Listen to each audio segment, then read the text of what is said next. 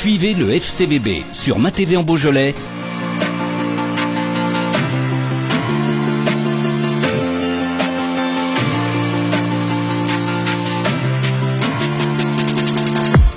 Effectivement, une première mi-temps de qualité où on arrive à embêter cette belle équipe de Sochaux, à poser notre jeu, à se créer des situations. Malheureusement, on doit revenir au vestiaire avec une avance au moins d'un but. C'est comme ça le national, sur nos temps forts, il faut réussir à marquer. Là, malheureusement, ça réussit pas.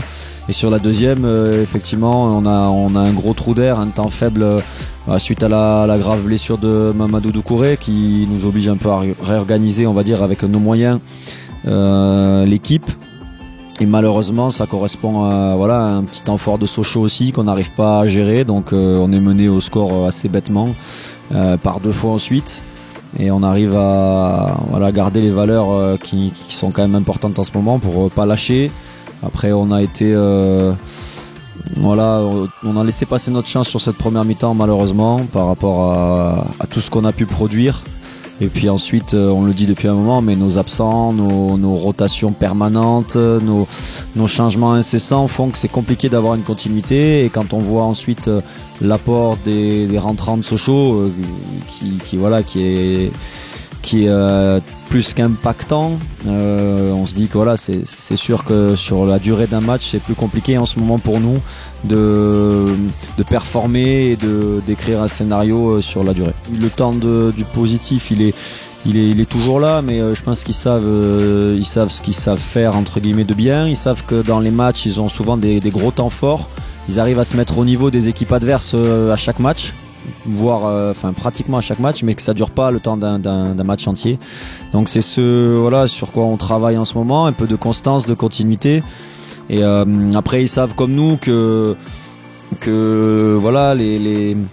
les bouleversements de l'effectif font qu'on manque un peu de profondeur de banc, qu'on manque aussi de repères collectifs, et puis qu'on a du mal évidemment à tenir sur un match. Donc ils sont conscients de ça, on voit des images, on en voit beaucoup qui sont entre guillemets négatives. C'est normal parce qu'on est avant-dernier du classement, mais on en voit aussi dans chaque match qui sont intéressantes. Donc par l'image, les retours de match et la communication, on continue de leur dire qu'on est à notre place aujourd'hui, mais que c'est un championnat exigeant et qu'il faudra qu'on en fasse encore plus pour remonter au classement.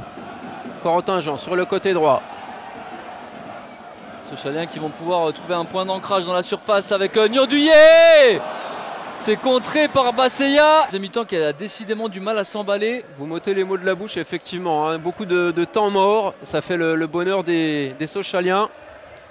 Fatard qui va tenter de pénétrer. Il est passé, Fatard, une fois, 2 fois. Noah Fatard et le retour parfait de Monzango. Ouamou pour Fatard. Ouamou. Voilà Noah Fatard qui décidément prend ses aises dans cette deuxième mi-temps. Un bon ballon cette fois-ci pour Corentin Jean qui vient faire le break de volée. Impeccable dans la finition. Corentin Jean, ça fait 2-0 pour le FCSM. Ouais, Couturier qui a failli trouver ce ballon. Fortuné, deuxième poteau. Ouais, ils sont 2, c'est dommage, ils sont un peu gênés. Diakité qui revient sur l'intérieur, il va s'ouvrir le chemin du but, pourquoi pas Diakité. La bonne frappe, mais quel but! Quel but de Diakité qui s'est tout fait tout seul sur cette occasion. Il est revenu dans l'axe, il a passé 2 joueurs, il a encore l'énergie nécessaire pour aller chercher le petit filet de Patouille. Et c'est terminé ici à Bonal sur cette victoire. Étriqué, mais victoire quand même, 2-1 pour le FC Sochaux-Montbéliard face à Villefranche.